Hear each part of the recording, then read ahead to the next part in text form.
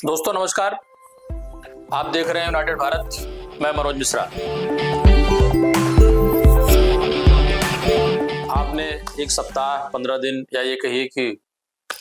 बिहार विधानसभा के चुनाव जैसे जैसे नजदीक आ रहा है, उसी तरीके चाहे वो इंडिया गठबंधन हो चाहे वो एनडीए गठबंधन हो, इनके बयान, इनकी राजनीतिक हलचल, जोड़ तोड़ की बात, क्योंकि 2020 के चुनाव परिणाम के बाद सरकार जो बनी उसमें दो गठबंधन हुए और दोनों विपरीत ध्रुव गठबंधन के जो मुख्य खिलाड़ी या मुख्य परिधि सेंटर ऑफ अट्रैक्शन रहे वो रहे नीतीश कुमार जी, चूंकि मुख्यमंत्री वही रहे। डिप्टी सीएम बदलते रहे, चाहे वो भाजपा की तरफ से चौधरी की बात कर ले या लालू के पुत्र तेजस्वी की बात कर ले। बड़ा मुश्किल होता है, लेकिन ये राजनीति का बैलेंस बिठाना और इनको साथ लेके चलना मुझे लगता है नीतीश जी को बखूबी आने लगा और आता भी है। अब वो तो झूठ मूठ के बीच में हम एक बार साथ कर लिए थे, कहा झूठ मूठ की अपना बात करता है, जो काम हम ही लोगों का है, हम ही लोगों का किया हुआ। तो उसके बाद तो हम देखे गड़बड़ करता था, फिर छोड़ दिए। अब सब दिन के लिए फिर हम लोग साथ हो गए, अब कभी इधर उधर नहीं होने वाले। लेकिन स्थितियां बदली। अगर आपको याद हो 2014 से 2019 और 2019 से 2024, ये बातें मैं इसलिए कह रहा हूं कि चिराग पासवान केंद्र में मंत्री हैं, लेकिन प्रदेश की राजनीति में, बिहार की राजनीति में उनके बयान, उनके चुनाव को लेकर लगातार चर्चाएं शुरू हो गई हैं। ये बात मैंने कही है कि मैं बहुत लंबे समय तक अपने आप को केंद्र की राजनीति में नहीं देखता हूँ। मेरा राजनीति में आने का कारण ही बिहार और बिहारी रहे हैं। ऐसे में मेरी इच्छा है कि मैं जिस सोच के साथ राजनीति में आया हूँ, मेरा एक अपना विजन भी है, बिहार फर्स्ट, बिहारी फर्स्ट। ऐसे में मैं चाहता हूँ कि मेरा राज्य बिहार विकसित राज्यों की श्रेणी में बराबरी पर आकर खड़ा हो। मैंने 14 और 19 का 24 जिक्र इसलिए किया क्योंकि रामविलास पासवान जी जब जिंदा थे तो सक्रिय राजनीति में लगातार उनके बारे में ये कहा जाता था कि वो आने वाली सरकार का मीटर तय कर लेते हैं, रुख या हवा भाप लेते हैं। बीपी सिंह से लेकर के, चंद्रशेखर से लेकर के, नरसिम्हा राव की बात कर लें, अटल बिहारी वाजपेयी की बात करें, यूपीए एनडीए की बात करें, लेकिन रामविलास पासवान के कद में, पद में कभी कोई कमी नहीं है। लेकिन बीच में आपने देखा होगा रामविलास पासवान जी के नहीं रहने के बाद उनके छोटे भाई या चिराग पासवान के चाचा से मतभेद भी दिखे और उस मतभेद का परिणाम यह रहा कि चिराग पासवान एक समय साइडलाइन कर दिए गए थे। लेकिन राजनीति में दोस्ती और दुश्मनी दोनों बहुत लंबे समय के लिए नहीं होती। वक्त और परिस्थितियों के हिसाब से दोस्त और दुश्मन बदलते रहते हैं। समय बदला, परिस्थितियां बदली, विधानसभा चुनाव हुआ, फिर लोकसभा चुनाव हुआ और 2024 को लोकसभा चुनाव के बाद चिराग पासवान जी केंद्र की राजनीति में एनडीए के साथ या मोदी अमित शाह के विश्वसनीयता की अगर हम बात करें तो आज चिराग पासवान जी उनके विश्वसनीय लोगों में जाने जाते हैं। ये बातें मैं इसलिए कह रहा हूं कि इनको इस बयान को लेकर के कि हमारी पार्टी के नेता या हमारी पार्टी का संगठन इस बात पे सर्वे कर रहा है कि मुझे विधानसभा का चुनाव लड़ना चाहिए। चिराग जी चुनाव लड़ते हैं तो बिहार के लिए अच्छी बात है। कोई नया लड़का जो जाति पाति की राजनीति नहीं करता है, अगर वो चुनाव लड़ते हैं तो बिहार की राजनीति के लिए अच्छी बात है। सीट से चुनाव लड़ेंगे, वो जहाँ से भी लड़ेंगे उनका निर्णय है। लेकिन चिराग जी अगर बिहार की राजनीति में सक्रिय होते हैं, विधानसभा राज्य की राजनीति में, तो वो बिहार के लिए अच्छी बात है। कहीं पे निगाहें, कहीं पे निशाना, क्योंकि भारतीय जनता पार्टी भविष्य में या 2025 के विधानसभा, बिहार विधानसभा चुनाव के बाद जिस तरीके कयास लगाए जा रहे हैं कि वो नीतीश जी के शर्तों पर, चूंकि मैंडेट ही लोगों को समर्थन देने पे मजबूर करता है, समर्थन लेने पे मजबूर करता है, साथ चलने को मजबूर करता है और अलग होने को मजबूर करता है। लेकिन अभी तक जो चीजें दिख रही हैं, पिछले चुनाव में आपने देखा होगा कि असदुद्दीन ओवैसी की पार्टी एआईएमएम बिहार में उसका अच्छा खासा रोल रहा, जबकि उत्तर प्रदेश के विधानसभा चुनाव में या अन्य राज्यों के चुनाव में, महाराष्ट्र की बात कर लें, लेकिन बिहार में उनको सफलता मिली, सीटें मिली और लालू यादव या तेजस्वी यादव की पार्टी को पूर्ण बहुमत से में अगर देखा जाए, सीटों की बात कर ले, तो रोकने में वो कामयाब रहे। ये बात मैं इसलिए कह रहा हूं कि आप अगर उस चुनाव के आंकड़ों पे जाएंगे, वोट परसेंटेज को जाएंगे, तो आपको लगेगा कि तेजस्वी को पूर्ण बहुमत नहीं मिलने के पीछे एक कहीं न कहीं मैटर ये भी था। दूसरा, कुशवाहा का बयान। मुझको लगता है कि कुछ लोगों ने, जिनके अंदर गलतफहमी आ गई थी कि उपेंद्र कुशवाहा को डुबा देंगे और खुद उग जाएंगे, यह संभव नहीं है। डूबेगा तो उपेंद्र कुशवाहा भी, उगेगा तो उपेंद्र कुशवाहा भी। अच्छा, जब हम लोग एक ही नाव पर सवार हैं तो नाव डूबेगी तो अकेले उपेंद्र कुशवाहा कैसे डूबेगा? भैया आप भी डूबिएगा, हम भी डूबेंगे। हम यह नहीं कह रहे हैं कि आप डूब जाइएगा और हम नहीं डूबेंगे। भाई, उपेंद्र कुशवाहा डूबेगा तो आप भी डूबिएगा, उपेंद्र कुशवाहा उगेगा तो आप भी उगिएगा।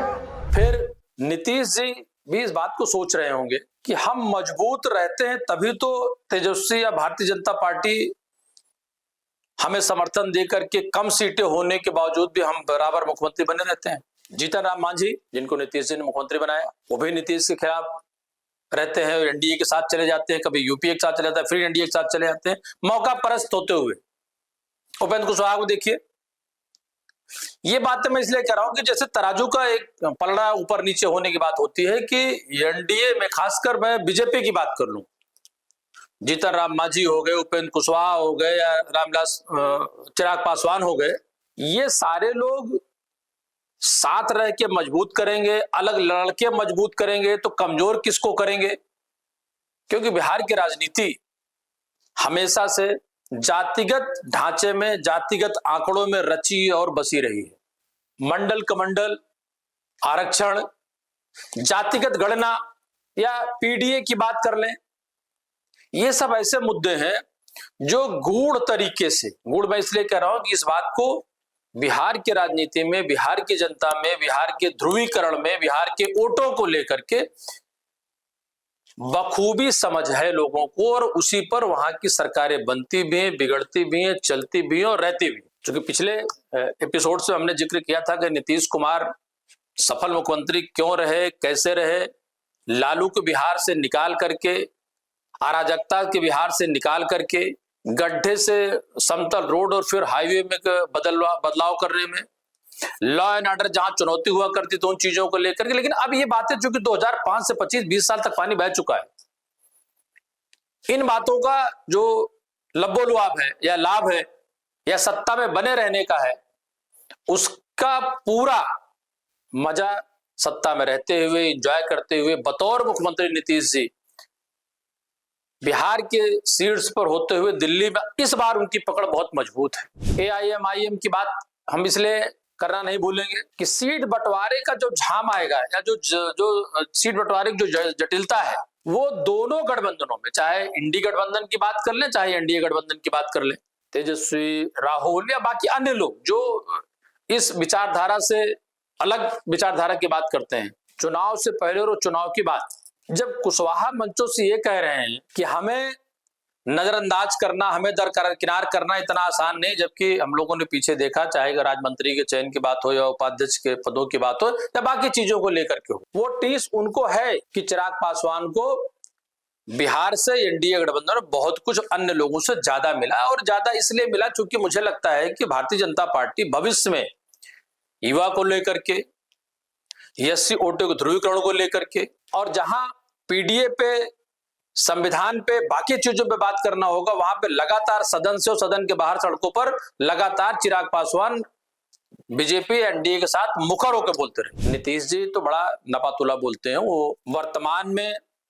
भविष्य में और भूत में तीनों चीजों का जो समावेश देकर के बयान देते हैं या राजनीति करते हैं, इसीलिए 20 साल से वो सत्ता में बने हुए हैं। मित्रों, ये बात जानना इसलिए जरूरी है क्योंकि इस बार का जो तार है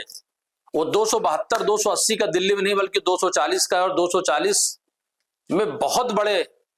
पहिए का रोल या एक इंजन का रोल नीतीश कुमार की पार्टी अदा कर रही है। जिस तरीके से बार बार ये चर्चा होती है कि इस चुनाव के बाद नीतीश जी को या नीतीश जी के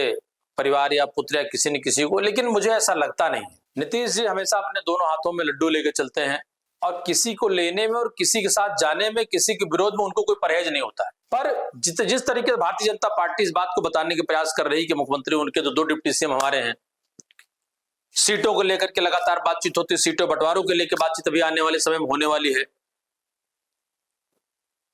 ऑपरेशन सिंदूर की बात कर लें, पहलगाम की बात कर लें या अन्य चीजों की बात करें, क्योंकि विगत 2 महीनों मोदी जी रैली चाहे कानपुर में करें या कहीं और करें, लेकिन उनके निशाने में बिहार रहता है। अगर वो बंगाल में भी होते हैं तो बिहार की बात करते हैं, क्योंकि ये दोनों ऐसे राज्य हैं जो सटे हुए हैं। बयानबाजी की बात करें तो दोनों धड़ों से जिस तरह बयान हो रहे हैं, उनके प्रवक्ता, उनके स्थानीय तौर पर नेता, संगठन के नेता, लेकिन इन सारी बातों में आपने देखा होगा कि तेजस्वी इन बयानों से इतर कोई बयान नहीं दे रहे। नीतीश जी कोई बयान नहीं दे रहे। नीतीश जी का वही पुराना एजेंडा, विकास को लेकर के, शराबबंदी को लेकर के, बदले बिहार की तस्वीर को लेकर के। ये बातें मैं इसलिए कह रहा हूं कि चिराग पासवान ने जिस तरीके से अपना झुकाव, लगाव केंद्र के साथ साथ बिहार प्रदेश, क्योंकि उन्होंने कहा बिहार ही हमारी जननी और बिहार ही हमारा सब कुछ है। मैं जिस तरीके से कभी भारतीय जनता पार्टी, कभी नीतीश कुमार या कई अन्य नेताओं को चुनाव में लड़ाने वाले या चुनाव में उनकी चुनावी जीत को तय करने वाले, चुनावी प्रबंधन की बात कर रहे हैं, अमेरिका से वापिस आकर के भारत में चुनाव के मैनेजमेंट को या प्रबंधन तरीके से चुनाव की रणनीति कैसे तय की जाए, कैसे लड़ा जाए, तो लगातार प्रशांत किशोर जी भी सक्रिय हैं बिहार की राजनीति में, संगठन के जरिए मंचों पे और संघर्ष कर रहे हैं और बिहार के बदलने की नीतीश वो सब पर अटैक करते हैं, लेकिन चिराग पासवान पे अटैक नहीं करते। उन्होंने अब तक अपने किसी भी बयान में चिराग पासवान का नाम नहीं लिया। ये बातें मैं इसलिए कहना चाह रहा हूं कि मैंने उनको देखा है एक एक छोटे छोटे से मुद्दों में, चाहे कोसी नदी की बात कर लें, बाढ़ की बात कर लें, बिहार के, वो सिर्फ अब बिहार पर ही फोकस कर रहे हैं। जबकि एक समय था रणनीति कहे जाने वाले अमित शाह के साथ या उनकी पार्टी को चुनाव जिताने का श्रेय प्रशांत किशोर को जाता रहा और उनकी सेवाएं सभी ने ली। एक समय ऐसा आया था, चाहे नीतीश कुमार जी हो, चाहे ममता बनर्जी हो, चाहे चंद्रबाबू नायडू या बाकी अन्य लोग रहे, तो जो व्यक्ति लगातार पार्टियों को चुनाव जिताता रहा और अगर वो विगत 5-7 वर्षों में सारा काम धाम छोड़ करके संघर्ष की राजनीति जमीन पर करके बिहार को बिहार से और अलग देखने की बात अगर वो कर रहा है और वो चिराग पासवान का नाम नहीं लेता है किसी विरोध में और कोई अटैक नहीं करता, जबकि लगातार तेजस्वी पे, राहुल पे, मोदी पे, नीतीश पे अटैक कर रहा। ये बातें मैंने इसलिए कही कि आने वाले समय में आपको लगातार बिहार की राजनीति पर, जोड़ तोड़ पर, गठबंधनों पर, चुनाव से पहले और चुनाव के बाद हम चर्चा करते रहेंगे। पल पल बदलने वाली रणनीति, चूंकि बिहार में दल बदलू नेताओं की बात करें तो बड़ी लंबी फेहरिस्त है। किसने कौन किसके साथ था, कौन किसके साथ नहीं था, कौन किसके साथ है, कौन किसके साथ नहीं रहेगा, कौन कहां जाएगा, चुनाव से पहले और चुनाव के बाद। नमस्कार मित्रों, आप देखते रहिए यूनाइटेड भारत। धन्यवाद।